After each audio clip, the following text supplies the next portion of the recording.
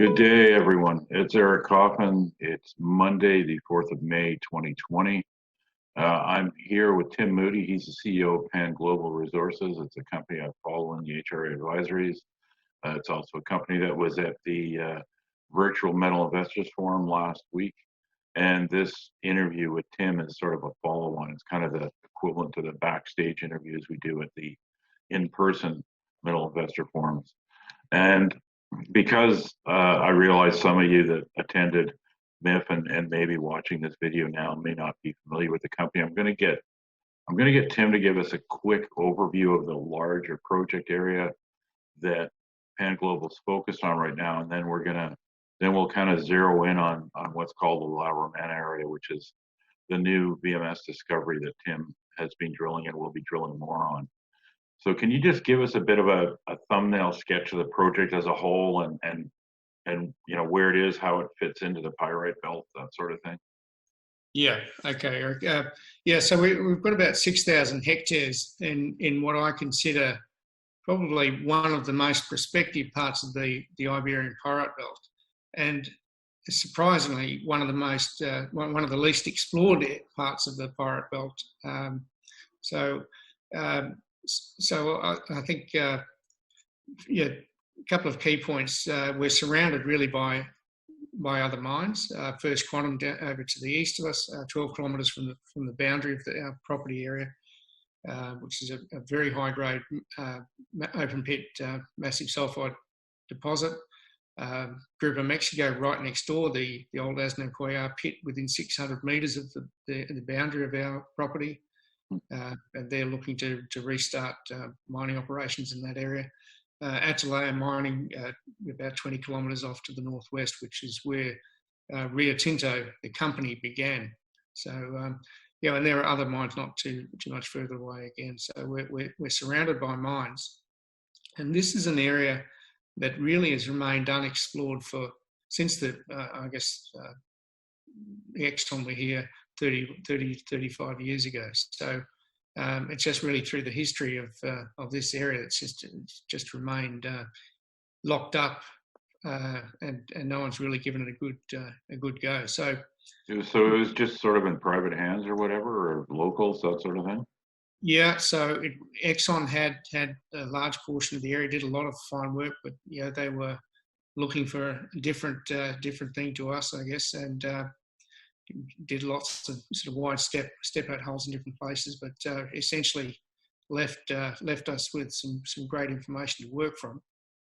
They did a gravity survey over the area, but for whatever reason they left, and then it was picked up by Boliden, and they focused on the Asno mine, and then they discovered Los Frailes by drilling a gravity anomaly, and they focused their attention on that. They then just began to do exploration in the area when they had a tailings dam failure. So the ground remained locked up, unexplored for a few years while Boliden tidied things up, and they eventually left Spain. And then it was a few years before the ground was released, and the areas that we've got now, the dark green and the yellow areas, were picked up once after the area was released by just private individuals, and a company called Strategic Minerals had the Andalucia area, and we've acquired that property from them recently. And the Escaseno property was a couple of private people that held that land. And the Asno Los Frailes area itself was put up for public bid. So yeah, so that's really the reason it's been held up for all this time. Okay, but before we just jump into the La Romana area, I just want to point out on this map one thing that's I think very important. The pyrite belt is a VMS district. VMS deposits, by their nature, tend to, especially in their core, tend to have quite high densities. For that reason, gravity is sort of the geophysical tool of choice.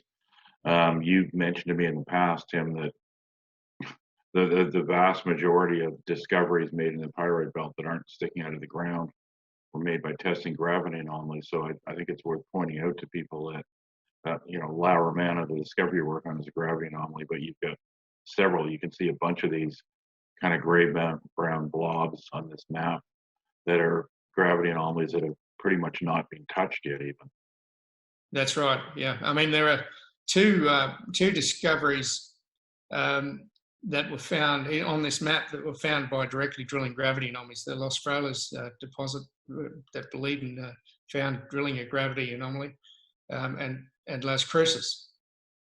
So, yeah, gravity anomalies in this part of the world are very good news indeed. So, and we've shown that again with the drilling we've done at La Romana, drilling, you know, the first two holes at La Romana hit mineralisation. So, you know, we've done some work reprocessing the gravity that the information we've got, and you've identified a number of quite good looking anomalies. They're big, quite strong, and untested. You know, and there's an old Exxon drill hole on the edge of one of them, which had 9.5 meters at 1.4%, just there at La Jarosa.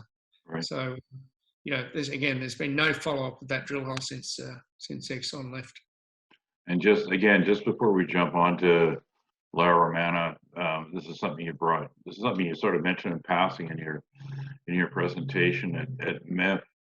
The Canada Honda anomaly target that I know you like quite a bit, even though La Romana as the new discovery is where you're going to be focusing.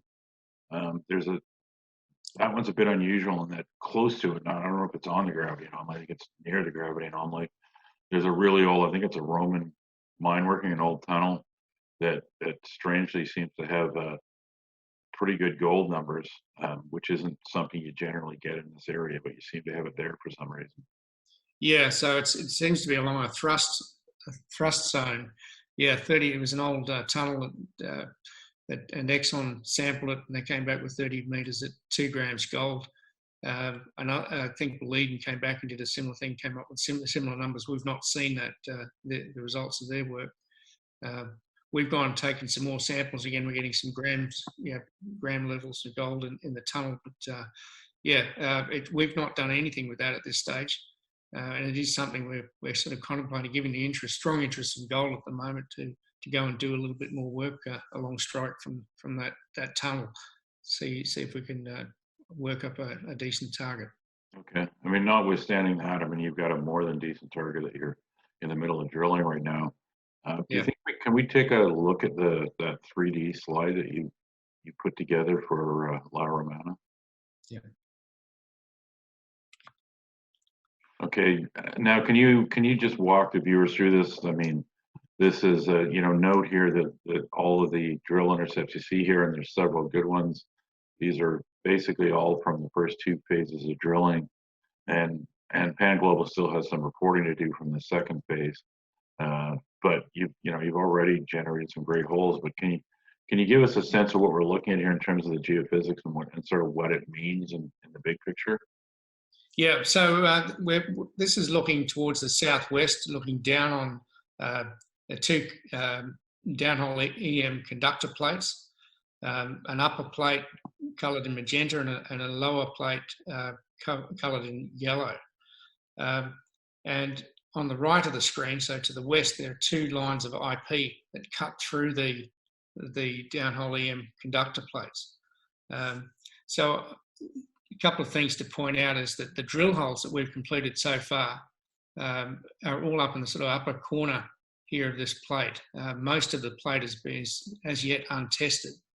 The second thing is the very strong coincidence of the mineralisation that we've been intersecting with these conductor plates, and those conductor plates also coincide with the IP chargeability anomalies. So, at this stage, the mineralisation both in the drill holes and in the geophysics is showing it's open in several directions. In fact, the geophysicists have said that the upper conductor looks to be increasing in intensity towards the west, so in this direction. And it's also open down dip. So we've also got a couple of other untested IP anomalies here, and this lower plate is about between 50 and 80 metres underneath this one, is essentially untested. So this was a hole 1 we did last year.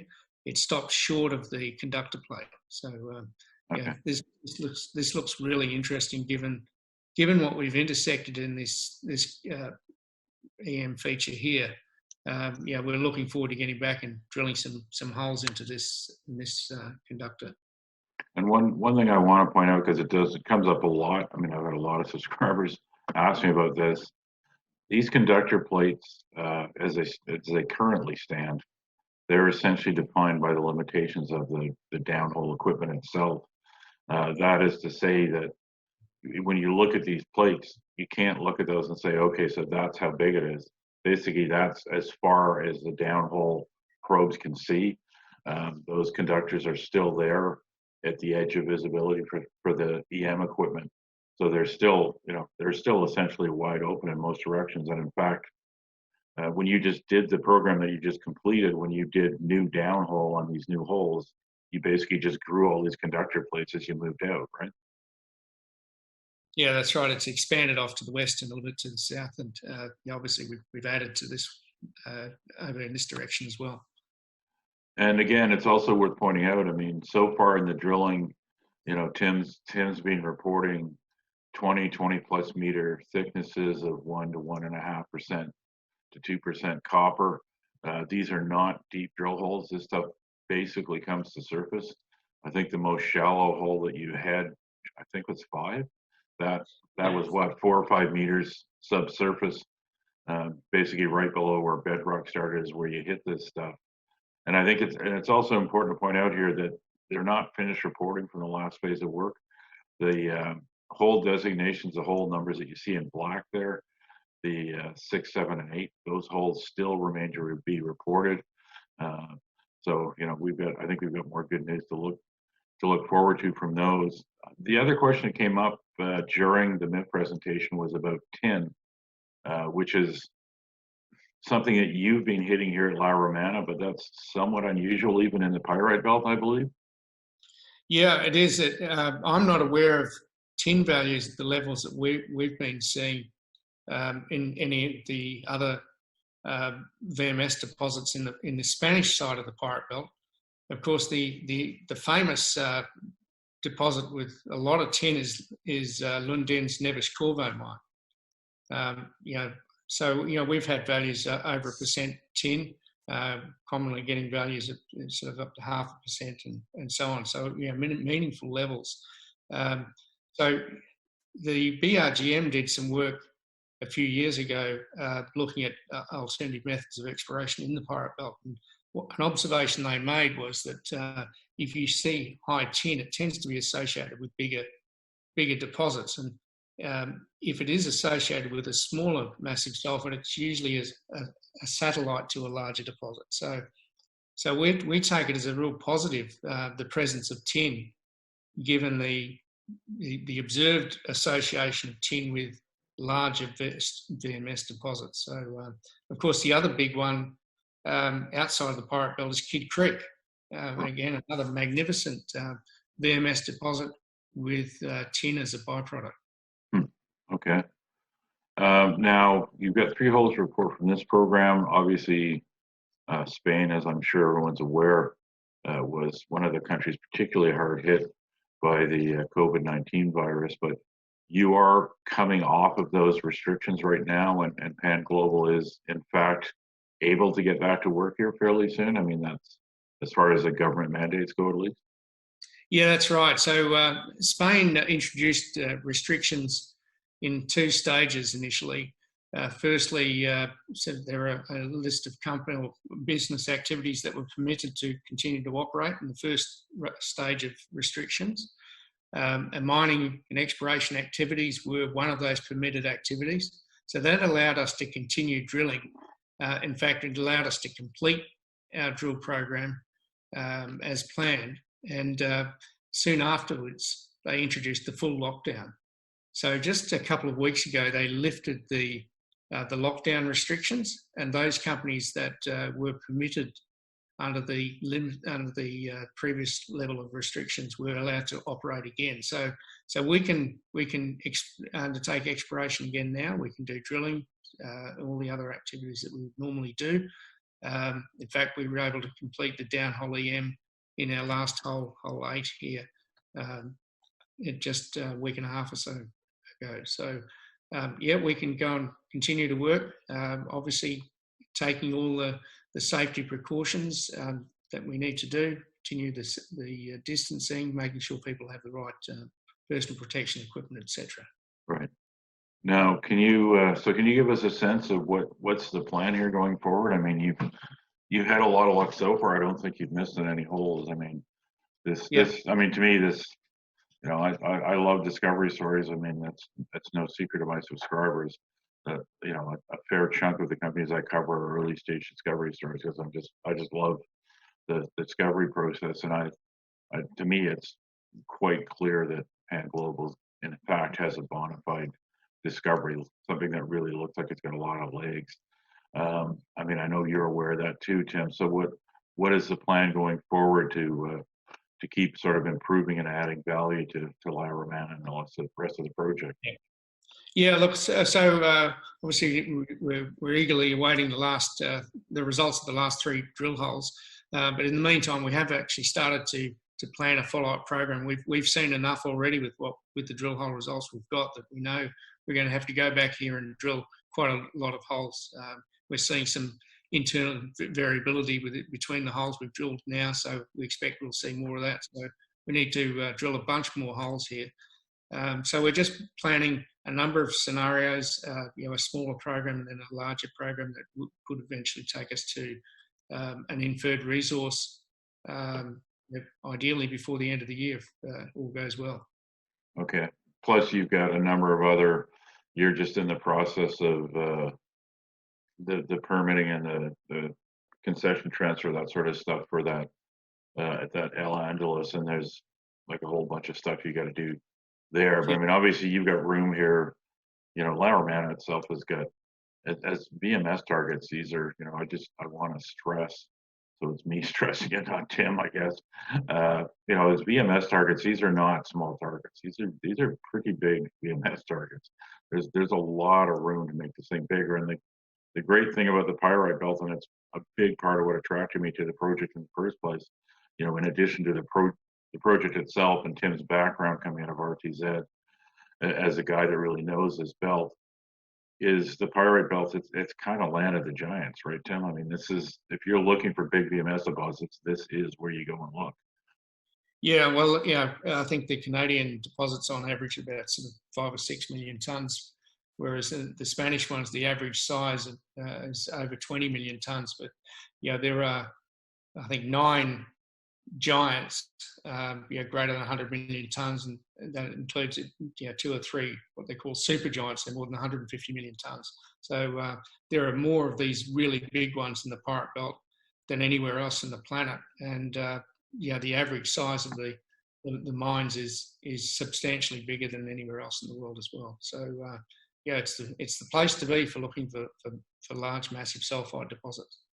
Yeah, I mean, I'm very pleased with the way things are going so far. I mean, this is a great story, true new discovery and in the best place to be looking for this type of deposit in the world, and lots more news to come. I mean, we're 2-3 weeks out maybe for the balance of the drill results from the last program, and then you get right on to planning the next one.